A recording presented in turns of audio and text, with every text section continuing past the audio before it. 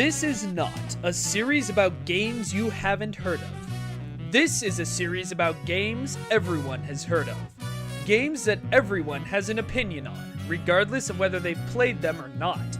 Games whose actual qualities have been buried in a narrative, whether good or bad.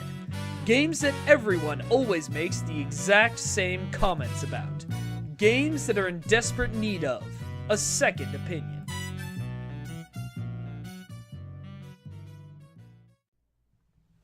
Ha!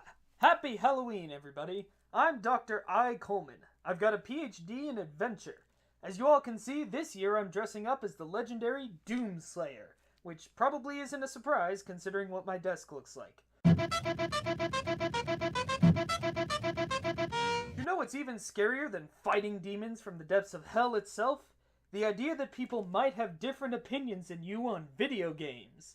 Today, we'll be talking about the sort of spooky classic Day of the Tentacle, and even though I know you're already writing your salty comments, I'm still gonna offer my second opinion. So here's a thing that happens pretty often. Critics review a thing. Critics form an opinion on the thing. Critics move on to the next thing and never look back to see if their opinion was justified. This isn't a bad thing per se, it's the nature of the beast.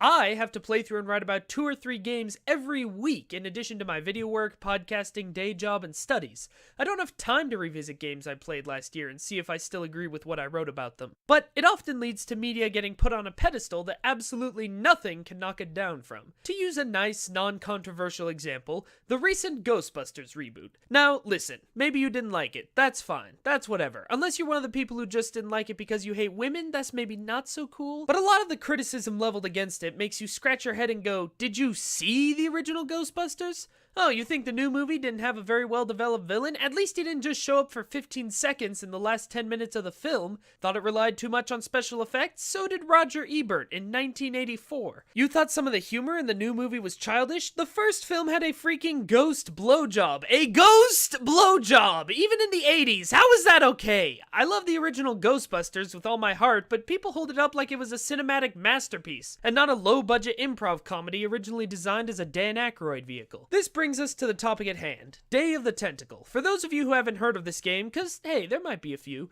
Day of the Tentacle is a 1993 point-and-click comedy-adventure game about 3 horror movie stereotypes, the nerd, the stoner, and the Breakfast Club sweater girl, who get sent to different time periods and have to work together to stop the rise of an evil purple tentacle named, well, Purple Tentacle. It was designed as a sequel to LucasArts' Maniac Mansion, retaining a couple of the same characters and honestly not much else, and it was made by Tim Schafer of such hits as Psychonauts, Grim Fandango, and Monkey Island 1 and 2. If all that sounds fun, well, yeah, it is. I want to be clear on the fact that I think Day of the Tentacle is a good adventure game, with a unique art style, fun characters, and so many jokes. Jokes in the item descriptions, jokes in the puzzles, jokes you can't even find on the first playthrough, and one of the funniest freaking jokes in any classic LucasArts adventure. Sure, lay one of those Havanan babies on me.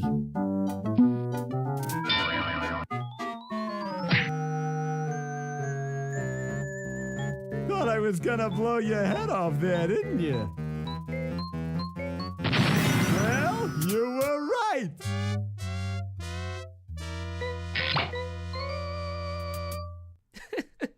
But like that goofy, poorly paced improv comedy about 4 guys harassing women and violating the National Environmental Policy Act, critics took a silly game about squid appendages and made a masterpiece out of a molehill. But don't worry, I'm sure all those reviews still hold up almost half a century later, right? Like The Advocate's Phil LaRose and Charles Ardai of Computer Gaming World talking about how good the control interface is.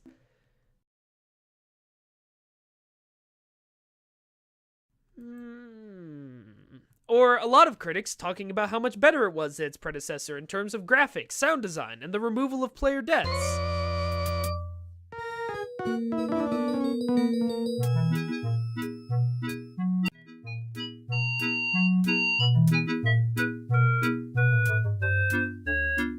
Oh yeah, never been topped. It wasn't all positive though, oh no. The Jerusalem Post, for example, complained about the ludicrously high system requirements. I mean, can you believe you have to buy a sound blaster just to play this game? That's ridiculous. What am I, made out of money? Or as I believe it was called in 1993, VCR repairment? Here's the thing. 23 years ago, yeah, this game was pretty revolutionary. Maniac Mansion looked like this. To come out with a sequel that looked like this, that looked and felt like a friggin' Looney Tunes cartoon, that was incredible. I mean, they had Chuck actual Jones, advising on some of the game's art. And the game had real voice acting for the first time in LucasArts history, and it had a fully animated opening cutscene that actually conveyed some of the story, and the gameplay had been tweaked to the point that an actual human being might be able to solve one or two of the puzzles. Certainly, recognizing a piece of entertainment's place in history is important. It's the same trick English teachers use to convince us that reading Shakespeare isn't a colossal waste of our time. But just because Tentacle was an impressive piece of tech in 1993 doesn't mean that it's, as Rock Paper Shotgun recently said, still the smartest, most elegant, most entertaining adventure game ever made. What? Yeah, and they're not alone. Adventure gamers likewise called it the greatest adventure game of all time. IGN put it in their top video games of all time list twice. GameSpot called it one of the greatest games of all time. I'm sorry everyone, but I really don't think that's the case. The following sentence has never worked in the history of internet, but please, just hear me out before you immediately try to tell me I'm wrong. To show how ridiculous some of the praise for this game is, let's go back to IGN real quick. That bastion of non-hyperbolic games criticism. In addition to those top 100 games lists, IGN listed Purple Tentacle as one of the 100 best villains of all time in 2010. Just to be clear, here's Purple Tentacle's entire backstory. I don't think you should drink that. It looks bad for you. Nonsense. It makes me feel great. Smarter.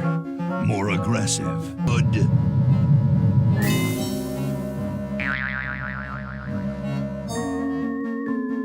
Take all the world. Yeah, he drinks some sludge, grows little flipper arms, and decides he wants to take over the world. That's it. That's literally as deep as this character gets. Oh man, screw Walter White, huh? Nobody does character motivations like LucasArts! See, as I alluded to a little bit in my last video, human beings are really bad at evaluating media critically. They tend to believe that a thing can only be all good or all bad. People think Day of the Tentacle is good, and Day of the Tentacle has a villain, therefore Day of the Tentacle has a good villain. And it doesn't. The villain, like everything else in the game, is basically just a setup for a gag. Hey, wouldn't it be funny if the world-dominating big boss wasn't some horrible monster or dangerous bad guy, but just a tiny little tentacle hopping around with tiny flipper arms? Likewise, people think Day of the Tentacle is good, and Day of the Tentacle has a story, so Day of the Tentacle has a good story. This is also not true. The smartest, most elegant adventure game, Rock, Paper, Shotgun, may I remind you that the climax of the game involves the three main characters getting stuck in a sweater and thinking they've been Jeff Goldblumed into a single person. The emotional payoff of the story is Dr. Fred telling everyone to get out of his house. And sure, at the time, maybe that was enough. Maybe that truly was better than everything else out there, although I'd still say that either of the two Monkey Island games out at the time had a beat. But now we have Grim Fandango, an Art Deco-inspired story about death, love, and the afterlife. We have the new King's Quest, a simultaneously laugh-out-loud hilarious and poignantly heartfelt look at the life and death of a king and his entire reign, a game that's recently been praised for dealing with the death of a loved one in a far more mature way than games' usual, "Holy shit, we killed a character!" shock value. Heck, if you don't just want to look at traditional point-and-click adventure games, how about some of the more recent Telltale offerings? Are you really going to tell me that a game that deals with suicide, PTSD, and any number of mature themes is less smart than a game where you dress a mummy in a wig? Day of the Tentacle is a stupid, stupid game, and that's fine. It's okay to just be funny and goofy, to focus on being an entertaining experience over saying something deep about the human condition.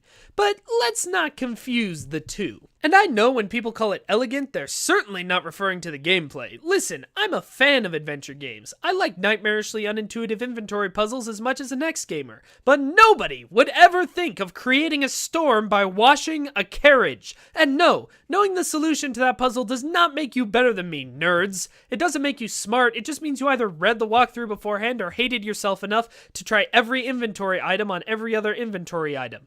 Putting that puzzle in an entertainment product is how you tell the concept of fun to go jump off a bridge. And if your first thought for defrosting a frozen hamster isn't hairdryer or stove or matches, but put a sweater in the dryer for 400 years so it shrinks to hamster size, that doesn't make you smart, it makes you certifiably insane. Is it funny? Sure it is, but it's not good puzzle design. There's too many puzzles in the game where you don't feel satisfied after solving them. You don't feel like you've achieved anything, which is what good video games are trying to make you feel. You usually feel like, wait, seriously? And a lot of critics forget this, because they've been fans of the game for 23 years, and all the puzzles feel natural and intuitive. The initial frustration has faded away, and all they remember is how funny it is when Laverne walks into the laundromat and the dryer finally dings. And the only argument I ever hear to defend the puzzle design is that's the way games were back then, usually with the condescending implication that if you can't get inside Tim Schafer's twisted mind, then you just don't deserve to be playing video games, you stupid idiot moron. And yeah, that is how games were back then. In fact, one of the reasons Day of the Tentacle's puzzles are remembered so fondly is because with the rare, terrible exception, they're actually a lot better than a lot of its competitors at the time. It sure made more sense than some of the crap you had to do in Sam & Max Hit the Road, which came out later, or basically anything that happened in Zack McCracken and the Alien Mindbenders. But if you really think that's the best puzzles can get in 2016, you've either missed out on a lot of really excellent adventure games, or your nostalgia goggles are thicker than Bernard's nerd glasses.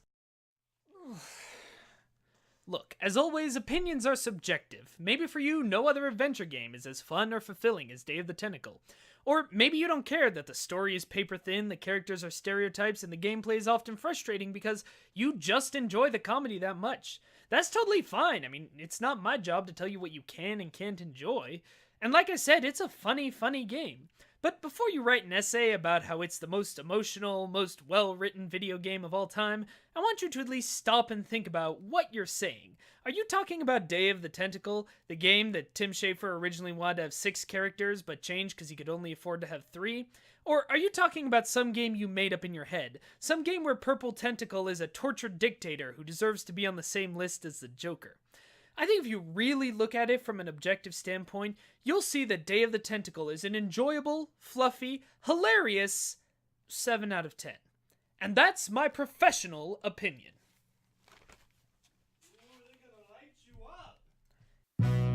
Thanks for watching this episode of Second Opinion. Sorry the audio in the beginning was a little quiet. I didn't think about what happens when you put a helmet on your head. It sounds like all your audio's going through a helmet. Who knew? If you have a game you think needs a second opinion, be sure to let me know in the comments, and there's a good chance your idea will be covered on the show. New episodes go up every Friday night. If you want to see more work from me and the rest of the talented Hey Poor Player team, be sure to subscribe, follow us on Twitter, or check out HeyPoorPlayer.com where I do a lot of reviews. If you know someone you think would like the show, please tweet about it or share it on Facebook, or just spread the word. Every extra view proves the show is viable and ensures that I can make more episodes. Until then, stay professional, stay opinionated.